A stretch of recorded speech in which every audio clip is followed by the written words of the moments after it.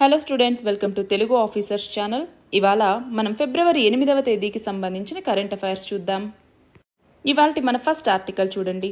జన్యు మార్పిడికి సంబంధించిన ఆవాలు లేదా జిఎం మస్టర్డ్ అని పిలుస్తాం. GM mustard. ఈ జిఎం మస్టర్డ్ ఏంటి? మన భారతదేశంలో ఆవాల సాగు మీద చాలా వివాదం అనేది జరుగుతుంది.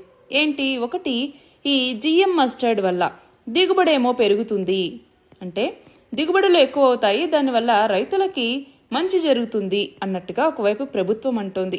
ఇంకోవైపు దిగుబడులు పెరుగుతాయనేసి చెప్పటం అనేటటువంటిది కరెక్ట్ కాదు. పెరగచ్చు, పెరగకపోవచ్చు. కానీ జన్యు మార్పిడి సాంకేతికత వల్ల చాలా నష్టాలు ఉంటాయి అన్నట్టుగా పర్యావరణవేత్తలు చెప్తున్నారు. మరి ఈ నేపథ్యంలో ఏమైంది? మన దేశానికి అసలు ఏది మంచిది అన్నటువంటి ఒక నిర్ణయం తీసుకోవాలి అంటే ఈ జిఎం మస్టర్డ్ ఏంటి, జన్యు మార్పిడి ఏంటి, దీని చుట్టూ ఉన్నటువంటి వివాదాలేంటి, వాస్తవాలేంటి, మన అవసరాలేంటి, పరిస్థితులేంటి, వీటన్నింటిని దృష్టిలో పెట్టుకుని తీర్పు ఇవ్వాల్సి వస్తోంది ఇప్పుడు సుప్రీంకోర్టు అన్నటువంటిది. మరి ఆ నేపథ్యంలోనే హైబ్రిడ్ ఆవాలు లేదా జిఎం మస్టర్డ్, వీటి సాగు వల్ల ఒకటి, వంట నూనెల యొక్క దిగుబడులు అనేటటువంటి మనకి తగ్గుతాయి. ఇది ఒక వాదన. రెండవ వైపు ఏంటి? ఇప్పుడు మన దేశంలో వంట నూనెల్లో ఆవ నూనెను వినియోగించేది కేవలం 13% మాత్రమే. మరి దిగుబడులు మరింత తగ్గుతాయని ఎలా చెప్పగలరు అన్నటువంటిది ఒక వాదన. అయితే మనం ఎక్కువ చూసుకుంటే ఇప్పుడు దిగుమతుల్లో 54% పామాయిలే ఉంది, తర్వాత 25% సోయా ఉంది, 19% ప్రొద్దుతిరుగుడు నూనె ఉంది. ఇవన్నీ కాదని 13% వినియోగం ఉన్నటువంటి ఆవాల నూనెకి ఈ జిఎం మస్టర్డ్ని తీసుకురావటం అవసరమా అన్నటువంటిది ఇప్పుడున్నటువంటి క్వశ్చన్ మార్క్. అయితే ఈ నేపథ్యంలో అసలు జన్యు మార్పిడి అంటే ఏంటి? మనకి ఫర్ ఎగ్జాంపుల్ జన్యు మార్పిడికి సంబంధించి కొన్ని చెట్లేమో ఎక్కువ ఎండ ఉంటే బతకలేవు, కొన్ని వచ్చేసరికి ఈ చీడపీడల నుంచి రక్షణ అనేది అవసరం, కొన్నేమో మరింత ఎత్తు పెరుగుతాయి, అవి అంత ఎత్తు పెరగాల్సిన అవసరం ఉండవు, కొన్నేమో మరీ చిన్నగా ఉంటాయి, వాటిలో ఎత్తు అనేటటువంటిది అవసరం. ఇలాగా మనకి కావాల్సినటువంటి లక్షణాలని జన్యువుల్ని మార్పిడి చేసుకోవటం ద్వారా పొందొచ్చు. దాన్ని సింపుల్గా జన్యు మార్పిడి లేదా జెనెటిక్ మాడిఫికేషన్ అనేసి పిలుస్తుంటాం. అలాంటి జన్యు మార్పిడి పంటల్లో ఒకటే ఈ జిఎం మస్టర్డ్ లేదా జెనెటికల్లీ మాడిఫైడ్ మస్టర్డ్ అని పిలుస్తాం. మన నెక్స్ట్ ఆర్టికల్ చూడండి. సైబర్ నేరాలకి సంబంధించి మనకి ఐక్యరాజ్య సమితికి చెందినటువంటి మారక ద్రవ్యాలు నేరాల నిరోధం మీద కార్యాలయం ఉంది. దాన్నే UNOCD అని పిలుస్తూ ఉంటాం. ఈ సంస్థ కొన్ని వివరాలు ఇచ్చింది. ఏమని? మయన్మార్లో, మన పక్కనే కదా మయన్మార్ అన్నటువంటిది ఉంది, ఈ మయన్మార్లో 1.2 లక్షల మంది, కాంబోడియాలో 1,00,000 మంది ఐటీ సిబ్బంది అక్కడ బానిసలుగా పనిచేస్తూ ఉన్నారు. వాళ్ళలో చాలా మంది చైనీయులే ఉన్నారు. వీళ్ళు కాకుండా భారతీయులు, బంగ్లాదేశ్కి సంబంధించిన వాళ్ళు, శ్రీలంక, ఆఫ్రికా దేశాల నుంచి ఉన్నటువంటి వాళ్ళు కూడా ఉన్నారు. అయితే ఇక్కడ మనం గమనిస్తే 2022 నవంబర్లో మన భారతదేశం 370 మంది భారతీయుల్ని ఈ మయన్మార్, కాంబోడియా, లావోస్ శిబిరాల నుంచి విడిపించడం జరిగింది. అందులోనూ 200 మందిని ఒక్క మయన్మార్ నుంచే తీసుకొచ్చింది. అలాగే 2023 ఫిబ్రవరిలో కూడా దాదాపు 18 మంది భారతీయుల్ని రక్షించారు. ఇక్కడ గమనించాల్సింది ఏంటి?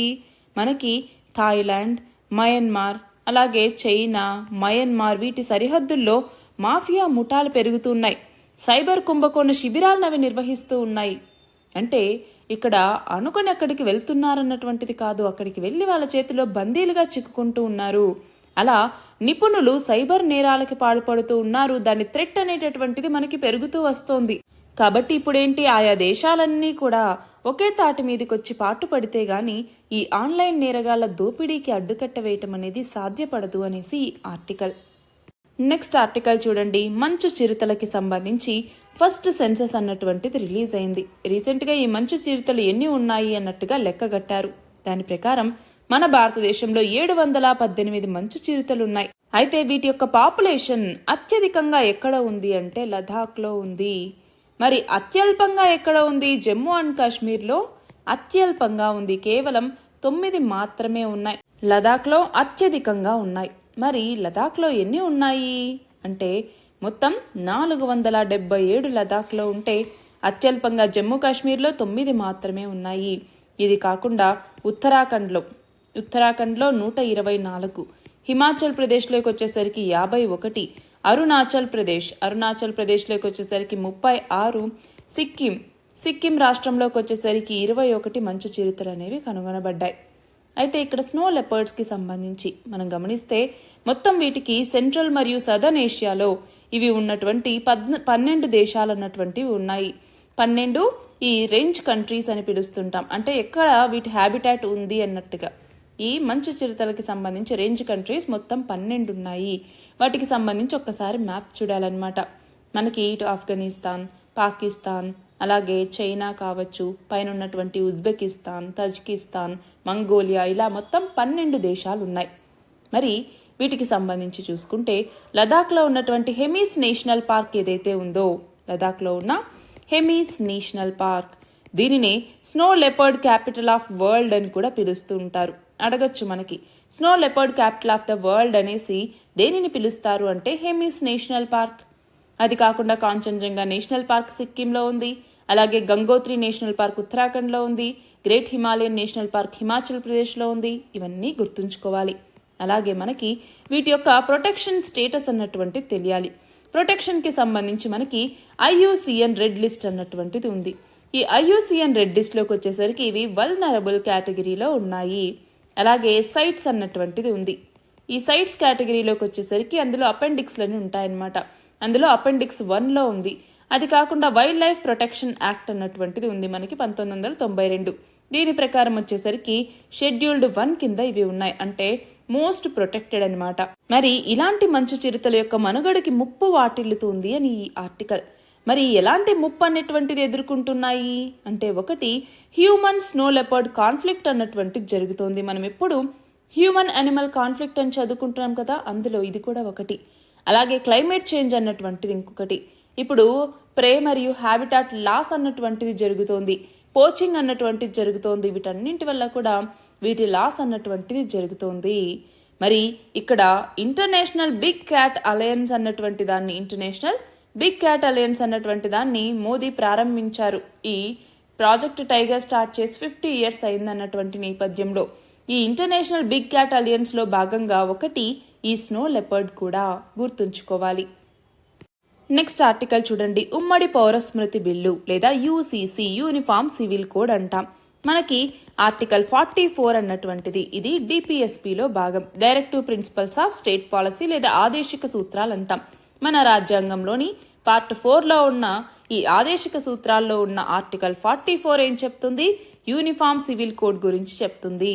అంటే దేశమంతటా కూడా ఒకటే సివిల్ చట్టం అన్నటువంటిది ఉండాలి అనేసి. దీని ప్రకారం ఏంటి, మనకి మ్యారేజ్ కావచ్చు అంటే పెళ్ళిళ్ళు, అలాగే డివోర్స్ తీసుకోవాలి అన్న, లేదా ఇన్హెరిటెన్స్ అంటే వారసత్వం అన్నటువంటిది, అలాగే మెయింటెనెన్స్ అన్నటువంటిది, ఇంకా అడాప్షన్, ఇలాంటి వాటన్నింటికి సంబంధించి ఇప్పుడు వివిధ రకాల పర్సనల్ లాస్ అనేవి ఉన్నాయి, సివిల్ లాస్ అన్నటువంటివి ఉన్నాయి. వాటన్నింటి స్థానంలో ఒకే చట్టం అన్నటువంటిది ఉండాలి, అదే యూనిఫామ్ సివిల్ కోడ్ అన్నటువంటిది. మరి అయితే ఇక్కడ ఏంటి, యూనిఫామ్ సివిల్ కోడ్ని తీసుకురావాలనేసి ఎప్పటి నుంచో కూడా డాక్టర్ అంబేద్కర్ దీని యొక్క ప్రాముఖ్యతని కూడా వివరించారు. దాని తర్వాత కూడా ఎన్నో రకాలుగా యూనిఫామ్ సివిల్ కోడ్ని అమల్లోకి తీసుకురావాలని ప్రయత్నిస్తూ ఉన్నా అది కుదరట్లేదు. అయితే ఇప్పుడు ఉమ్మడి పౌరస్మృతి బిల్లుకు సంబంధించి ఉత్తరాఖండ్ అసెంబ్లీ ఆమోదం తెలిపింది. దాంతో త్వరలో ఇది అందుబాటులోకి రాబోతోంది. దాంతో ఇండిపెండెన్స్ తర్వాత మన భారతదేశంలో ఈ ఉమ్మడి పౌర స్మృతిని అమలు చేసినటువంటి మొదటి రాష్ట్రంగా ఉత్తరాఖండ్ నిలవబోతోంది. మరి ఇండిపెండెన్స్కి ముందు గోవాలో పోర్చుగీస్ సివిల్ కోడ్ అని ఉండేది. అయితే 1947 తర్వాత గోవా మన దేశంలో 1961లో విలీనమైన తర్వాత కూడా యూనిఫామ్ సివిల్ కోడ్ రూపంలో అది ఇంకా అమల్లోనే ఉంది. మన నెక్స్ట్ ఆర్టికల్ చూడండి. ఇంటర్నేషనల్ ఎనర్జీ ఏజెన్సీ 2027లో చైనాని వెనక్కి నెట్టి చమురు గిరాకీ వృద్ధిలో మన భారతదేశం మొదటి స్థానంలోకి వెళ్తుంది అన్నట్టుగా అంచనా వేసింది. అయితే ఇప్పుడు మనం చూస్తే చమురు వినియోగంలో మనం 3వ స్థానంలో ఉన్నాము. అడగచ్చు, చమురు వినియోగంలో భారతదేశ స్థానం ఎంత అంటే 3వ స్థానం. మరి మొదటి స్థానంలో ఏ దేశం ఉంది అంటే అమెరికా, తర్వాత 2వ స్థానంలో చైనా ఉంది, ఆ తర్వాత 3వ స్థానంలో మనం ఉన్నాం.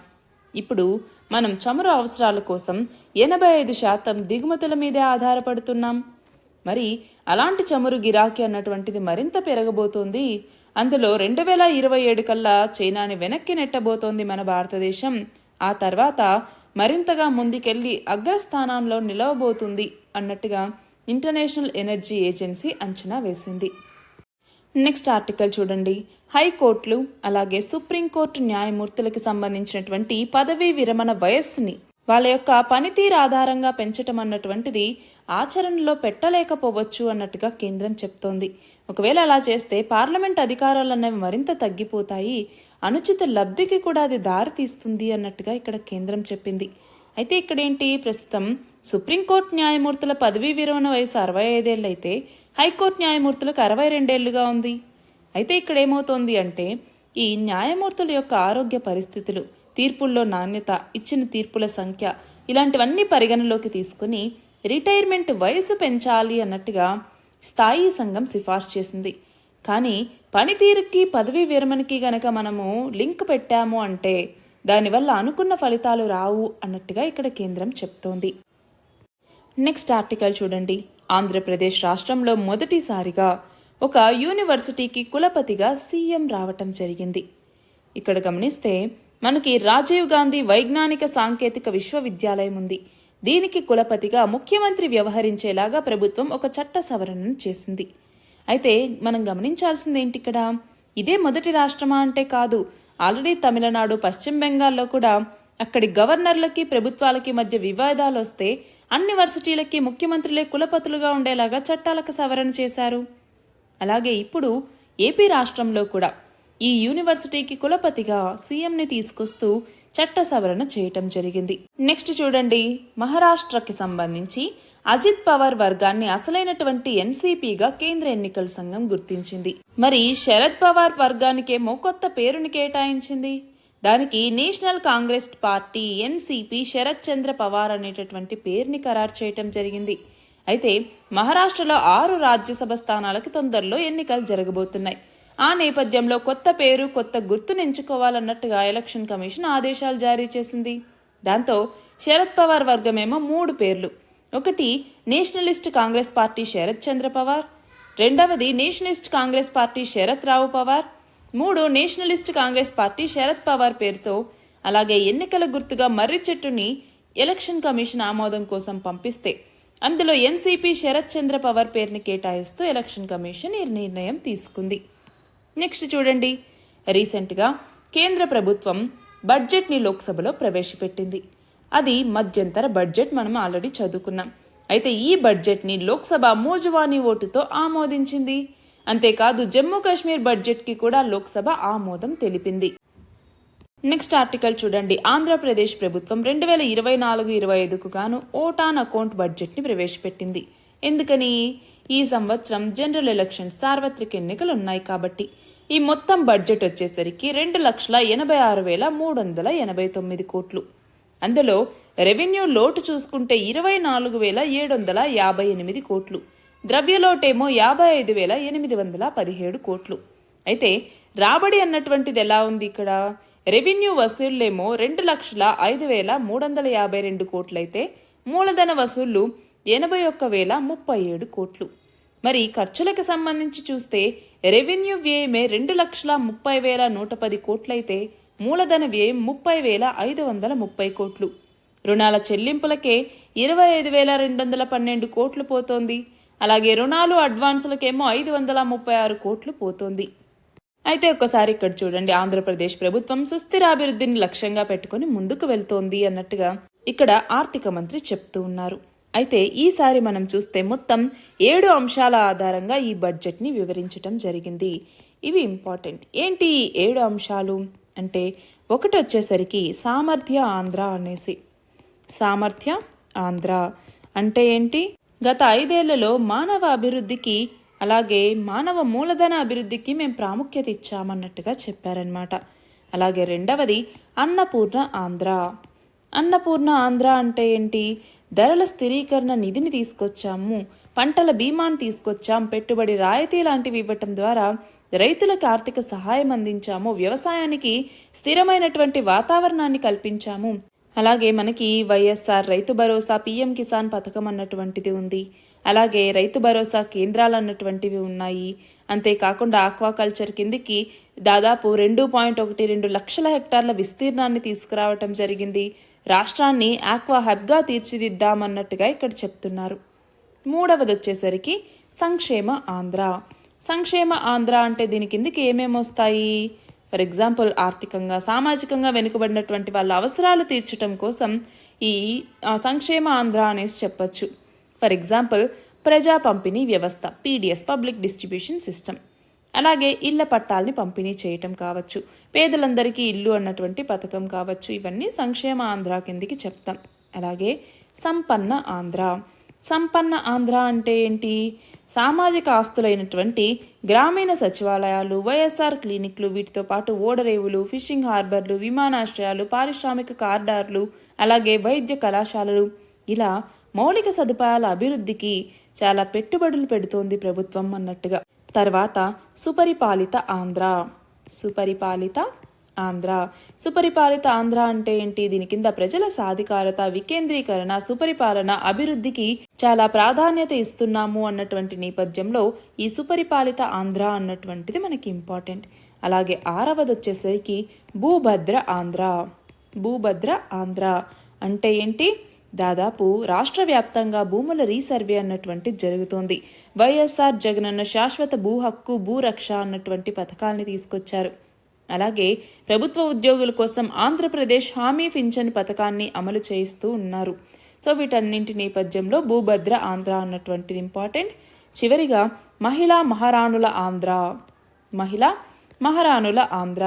దీని కింద ఏంటి? మహిళా మహారాణుల ఆంధ్ర అంటే మహిళల్ని ఆర్థిక వ్యవస్థలో సమాన భాగస్వాములుగా చేయటం అన్నటువంటిది లక్ష్యం. దీని ద్వారా సాధికారత సాధించటం అనేది ఉపయోగపడుతుంది. ఫర్ ఎగ్జాంపుల్ జగనన్న అమ్మ ఒడి కావచ్చు, వైఎస్ఆర్ చేయూత కావచ్చు, మహిళలు చిన్నారుల కోసం దిశ మొబైల్ యాప్ కావచ్చు, దిశ పోలీస్ స్టేషన్లు కావచ్చు, ఇలాంటివన్నీ దీని కిందికి వస్తాయన్నమాట. ఇలాగా మొత్తం 7 అంశాల్లో ఇక్కడ బడ్జెట్ని వివరంగా చెప్పటం జరిగింది. మరి ఇక్కడ చూడండి, ఓటాన్ అకౌంట్ బడ్జెట్ యొక్క సమగ్ర స్వరూపం ఎలా ఉంది అంటే చూడండి, ప్రారంభ నిల్వ వచ్చేసరికి మైనస్లలో ఉంది, కోట్లు. అలాగే రెవెన్యూ వసూళ్లు చూడండి, 2,05,352 కోట్లు. కేంద్ర పన్నుల్లో వాటా ఏమో 49,286 కోట్లు. పన్ను ఆదాయం చూడండి 1,09,537 కోట్లు. పన్నేతర ఆదాయం 14,400 కోట్లు. గ్రాంట్ ఏమో 32,127 కోట్లు. మూలధన వసూళ్లు చూస్తే 81,037 కోట్లు. అవి కాకుండా ఇవన్నీ రుణాలు తీసుకోవటం. కంటింజెన్సీ నిధికి వచ్చేసరికి 0 కేటాయింపులు అనమాట.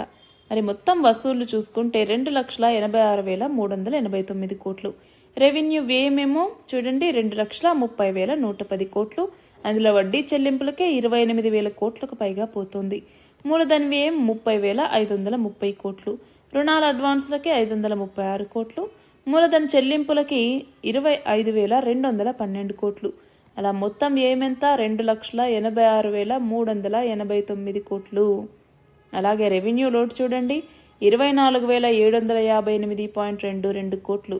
ద్రవ్య లోటు 55,817 కోట్లు. ప్రాథమిక లోటు వచ్చేసరికి 27,800 కోట్లు. ఇవన్నీ కూడా గుర్తుంచుకోవాలి.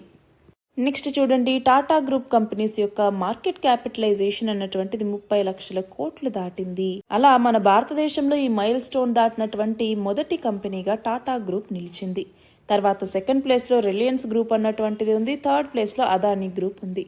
నెక్స్ట్ చూడండి, ఇస్లామిక్ రిపబ్లిక్ ఆఫ్ ఇరాన్కి సంబంధించినటువంటి ఎంబసీ ఒక అనౌన్స్మెంట్ ఇచ్చింది. ఏమని? ఇరాన్లో ట్రావెల్ చేయటానికి ఇక నుంచి వీసాలు అక్కర్లేదు. ప్రతి 6 నెలలకు ఒకసారి 15 రోజుల చొప్పున ఇరాన్లోకి ఎవరైనా కూడా వెళ్ళొచ్చు, కానీ అది ఎయిర్ ట్రావెల్ చేసే వాళ్ళకి మాత్రమే అన్నట్టుగా చెప్పింది. నెక్స్ట్ చూడండి, ఏషియన్ డెవలప్మెంట్ బ్యాంక్ తన యొక్క కొత్త కంట్రీ డైరెక్టర్గా మియో ఓకా అనేటటువంటి పర్సన్ని నియమించింది. నెక్స్ట్ చూడండి, ప్రపంచ నెంబర్ 1 ఆటగాడైనటువంటి మ్యాగ్నస్ కార్ల్సన్, ఈయన రీసెంట్గా ఉజ్బెకిస్తాన్లో ఉన్నటువంటి సమర్ఖండ్లో నిర్వహించిన ప్రపంచ రాపిడ్ చెస్ ఛాంపియన్షిప్, ప్రపంచ బ్లిట్జ్ చెస్ ఛాంపియన్షిప్లో టైటిల్ విజేతగా నిలిచారు. అయితే ఈ టైటిళ్లు గెలవటంతో ఇతను గెలిచిన ప్రపంచ టైటిల్స్ సంఖ్య ఎంతకి చేరింది అంటే 17కి చేరింది. నెక్స్ట్ చూడండి, ప్రపంచంలో అత్యంత ఎక్కువ మంది యూట్యూబ్ సబ్స్క్రైబర్లను సాధించిన రాజకీయ నేతగా రీసెంట్గా ప్రధాని నరేంద్ర మోదీ రికార్డు సృష్టించారు. మరి ప్రధాని మోదీ యొక్క అధికారిక నరేంద్ర మోదీ యూట్యూబ్ ఛానల్ని ఎంతమంది సబ్స్క్రైబ్ చేసుకున్నారు అంటే 2 కోట్ల మంది. చివరిగా అంతర్జాతీయ రుణ నివేదికని ప్రతి సంవత్సరం ఏ సంస్థ విడుదల చేస్తుంది అంటే ప్రపంచ బ్యాంక్ విడుదల చేస్తుంది. ఇవి ఇవాల్టి important articles. All the very best and thank you very much.